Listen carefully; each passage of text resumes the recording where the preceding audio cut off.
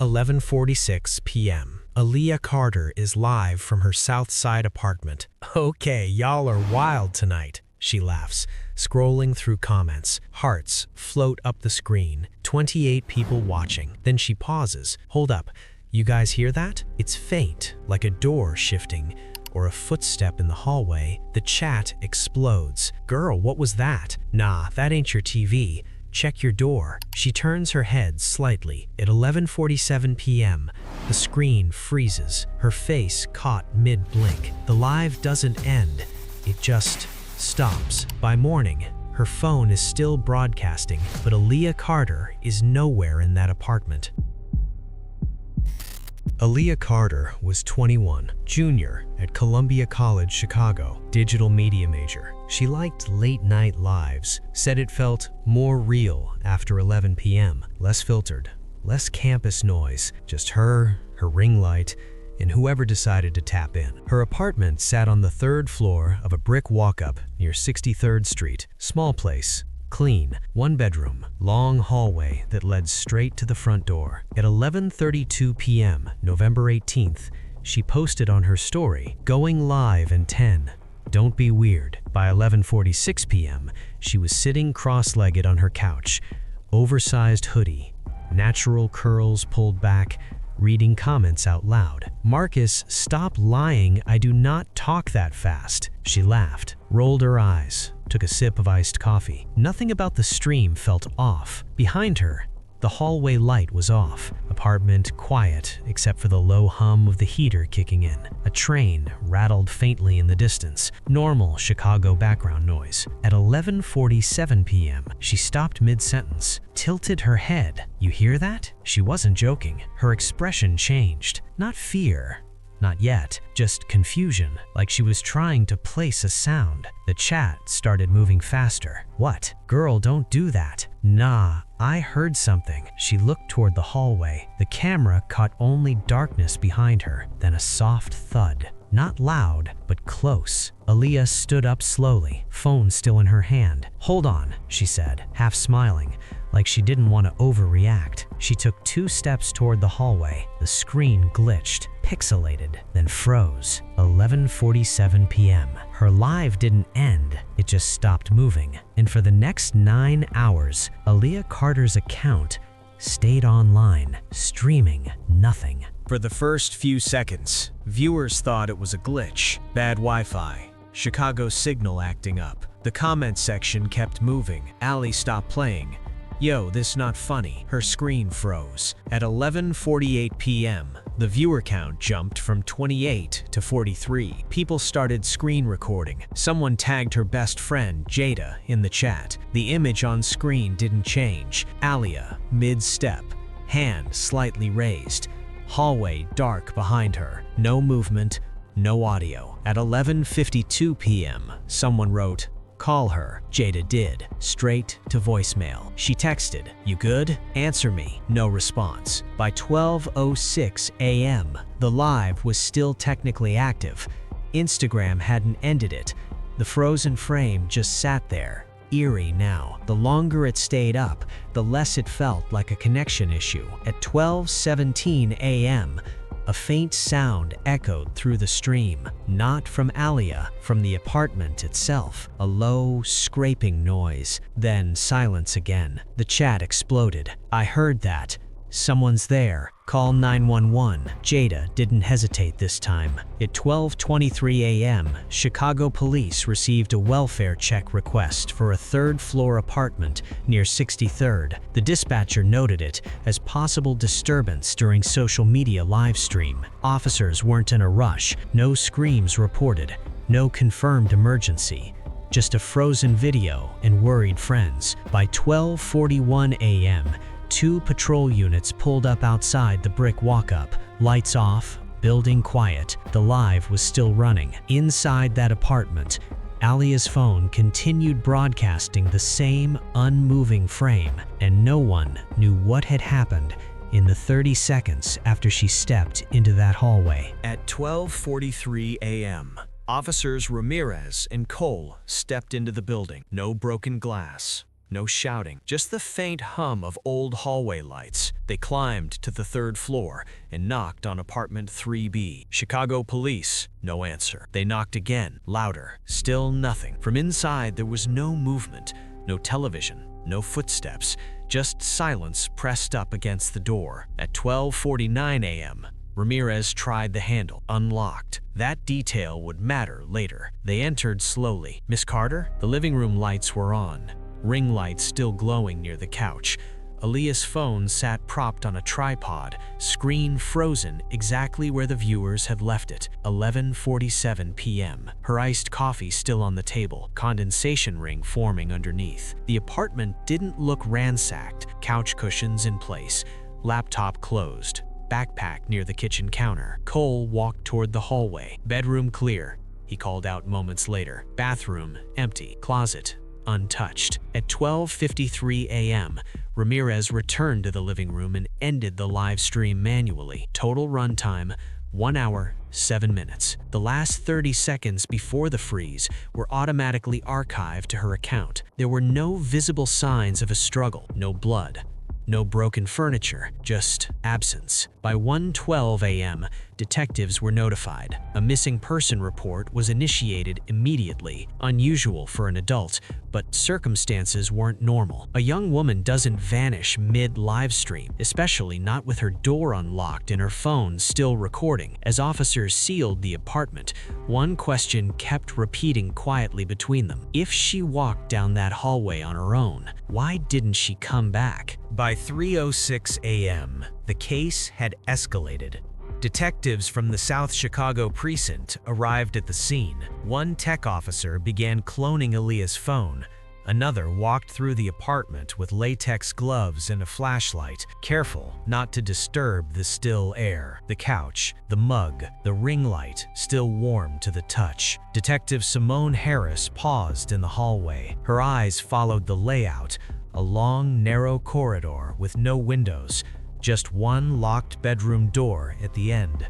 Aaliyah's. The door wasn't forced. No scuffs, no splinters. Inside, a made bed, folded laundry, a charging cable with no phone attached. By 3:22 a.m., forensic techs scanned for fingerprints. Only one unfamiliar print surfaced, partial, on the hallway wall at shoulder height. Not enough to ID yet, but enough to raise tension. Simone turned to Jada, who'd rushed over from campus. When was the last time you saw her? Jada didn't hesitate. Earlier that night, she FaceTimed me around 10, said she was tired but bored. Did she say anyone was coming over? No, she was alone. She said it felt too quiet. I told her to go live to distract herself. That hit hard. Simone opened Aaliyah's Instagram. The live archive was there, but something stood out. Between 11:47 and 11:47 p.m., the comments came fast. Normal. Jokes, emojis, laughter. But at 11:47:12, one message. Turn around. Simone froze. It wasn't a follower Aaliyah knew. It was a burner account. No posts, no bio, no mutuals. Just one message. Turn around. And 5 seconds later, the stream froze. By sunrise, the building was buzzing. Neighbors stood in clusters outside, whispering. Someone had already posted about it on Reddit. Girl disappeared mid-live in South Shore. Detective Harris didn't care about rumors. She cared about timelines. At 7:18 a.m., the tech team pulled login data from Aaliyah's Instagram. The burner account that wrote "Turn Around" was created at 11:32 p.m., 15 minutes before the stream cut. No profile picture, no followers, no IP match to Aaliyah. But here's what made Harris stop cold. The login pinged from inside the same apartment building, not across town, not another state, same building, same Wi-Fi grid radius. Harris looked at the building manager. Who else has access to the network? He swallowed. Tenants? Maintenance? Anybody with the password. And who sets the password? He hesitated. Maintenance. At 8:02 a.m., officers knocked on every door. 3A, elderly couple. 3C, empty unit. 3D, graduate student out of town. That left 3B, Aaliyah, and 3E. Unit 3E belonged to Marcus Bell, 26, freelance videographer. Moved in 2 months ago. When officers knocked, he opened the door fast. Too fast. "Yeah, I heard," he said before they even asked. Crazy what happened. Inside his apartment, clean. Minimal.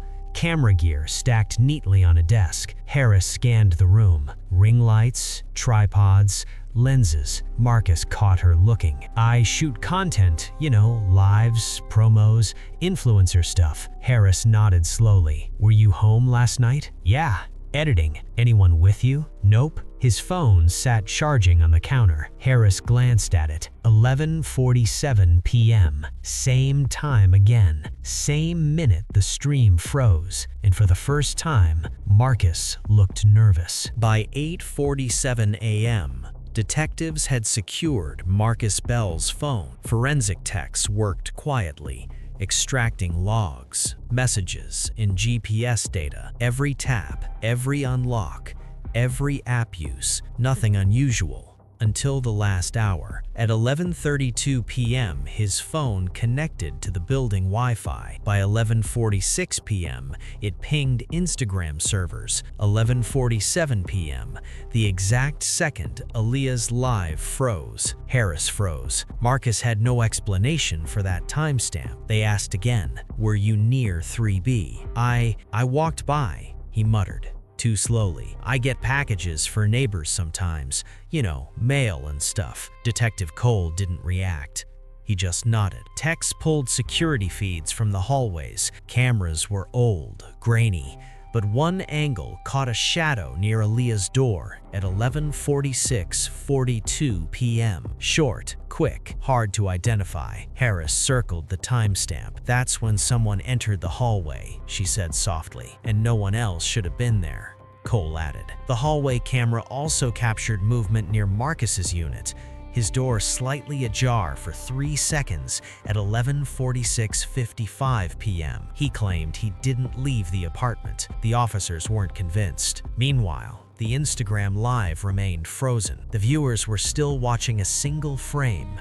Aaliyah standing mid-step, hand raised slightly, confusion on her face. Forensic audio specialists enhanced the sound from the stream. A faint scrape, a whisper, indistinct. "Someone's here," Marie muttered. It was brief, but it changed everything. Aaliyah hadn't just disappeared. Someone had been inside her apartment, and they did it fast, silent, calculated. By 9:23 a.m., detectives had mapped the timeline. Aaliyah's live started at 11:46 p.m. Comments poured in. Then, the whisper. Then, freeze. At 11:47 p.m. The hallway camera confirmed movement near her door at 11:46:42 p.m. Door ajar at 11:46:55 p.m. Marcus Bell's story didn't align. Harris and Cole interviewed building staff. "Anyone new moved in recently?" she asked. "Yeah, Unit 3E. Guy moved in 2 months ago," the manager said. "Quiet, keeps to himself. Shoots videos," they said. Harris nodded. "And access to the building Wi-Fi?" "Yes," he said. "All tenants." By 10:02 a.m., detectives spoke with neighbors. One resident saw a shadow leaving the hallway around 11:47 p.m. Not Aaliyah. Short, broad-shouldered, hoodie, face partially obscured. They ran plate checks outside. No car left the lot in that minute. Tech team analyzed the Instagram Live metadata. IP confirmed. Same network. Someone inside the building. By 10:48 a.m., Marcus Bell agreed to let detectives search his apartment. Inside, nothing violent. Ring lights, camera gear, laptop open to editing software. But one detail caught Cole's attention. A second tripod, mounted camera pointed toward the hallway. Still recording.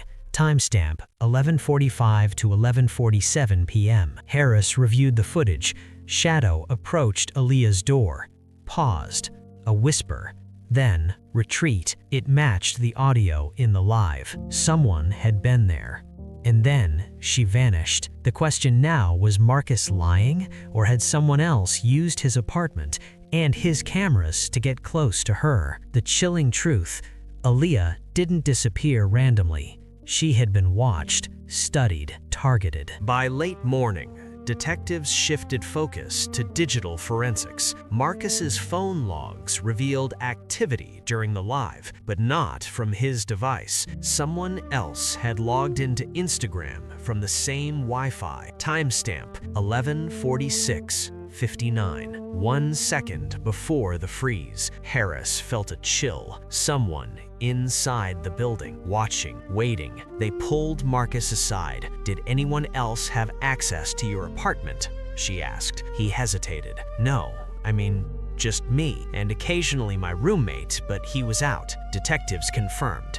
His roommate's phone location showed he was at a friend's house miles away. Meanwhile, the Instagram live archive kept looping. The final frame of Aaliyah, hand raised, mid-step, hallway dark behind her, became evidence itself. At 12:14 p.m., tech specialists enhanced the audio. A low whisper, almost inaudible. "Don't move." Harris replayed it 3 times. The chat comments from that night popped up again. "Someone's there.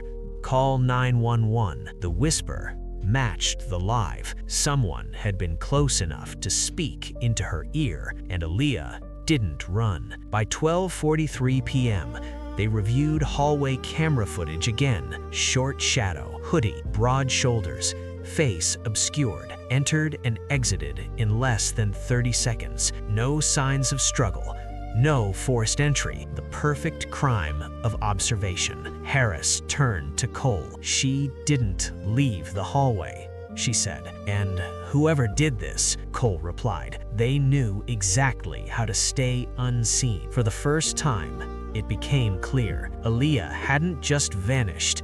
She'd been taken methodically, deliberately, silently. By late afternoon, Chicago detectives had expanded the search perimeter. The building, the surrounding blocks, street cameras, neighbor statements, digital footprints, nothing. Aaliyah Carter was gone. Tech teams traced every possible IP ping, every device connected to the building Wi-Fi between 11:30 and midnight. One anomaly, a device not registered to any tenant, logged in at 11:46:55 p.m., precisely when the live stream froze. Detective Harris examined the log again. Not Marcus's device, not the roommate's, someone else. Someone inside the building. By 3:02 p.m., they started checking social media interactions. The burner account that wrote "turn around" had no friends, no posts, nothing except one common follower with Aaliyah, Marcus Beale. She didn't want to believe it, but everything was pointing back to him. By 4:37 p.m., the building manager confirmed all hallway cameras had been checked. Only Marcus's unit had a camera pointing toward the hallway. Coincidence? Harris didn't think so. By 4:15 p.m., the team mapped the apartment layout. 3rd floor corridor, narrow, single exit. Aaliyah's path from couch to hallway, 32 steps. The shadow on Marcus's camera entered at step 28, 2 steps from the door, and she vanished. No struggle, no forced entry, only the silent understanding that someone had been inside. The city cameras, neighbors, even the Instagram servers, all confirmed Aaliyah hadn't left voluntarily. By 5:01 p.m., Harris whispered to Cole she knew someone was there, and she trusted them enough not to scream. And that trust, that moment of hesitation, may have been the last thing she did before disappearing completely. The question hung heavy. Who had manipulated the night, the camera, and the live stream, all while staying invisible? No one knew, and the clock kept ticking. By evening, the South Chicago precinct was in full investigation mode. Aaliyah Carter was still missing. Every lead looped back to that same narrow hallway, that frozen live frame, that faint whisper. Marcus Bell's story unraveled under questioning. Small inconsistencies, timing gaps, odd reactions. Tech experts confirmed the device that triggered the freeze was never his. Someone else had used the building's Wi-Fi, logged into Instagram, manipulated the live. By 6:47 p.m., detectives revisited the apartment. The hallway, empty, silent, unforgiving. The camera that Marcus owned still pointed toward the corridor. It captured the shadow entering and leaving, but the figure's face hidden. Every pixel, every frame, every whisper analyzed. Nothing. Aaliyah had vanished without struggle, without warning. By 7:32 p.m., the Instagram Live was deactivated. Archives saved. Evidence frozen in time. Renee's younger cousin, Jada, sat in the station lobby, phone in hand, tears rolling silently. Detective Harris leaned down. "We won't stop searching. We'll find her." But the truth hung heavy. Someone had planned this, watched her, knew her routines, used her own digital life against her. And for Aaliyah Carter, that night in Chicago would become a cautionary tale, a reminder that even in the digital age, privacy and safety can vanish in seconds. If you want to follow every detail of Aaliyah's case, get updates on unsolved digital disappearances, and explore other real-life social media mysteries, subscribe now and turn on notifications. Your attention could help uncover the next clue.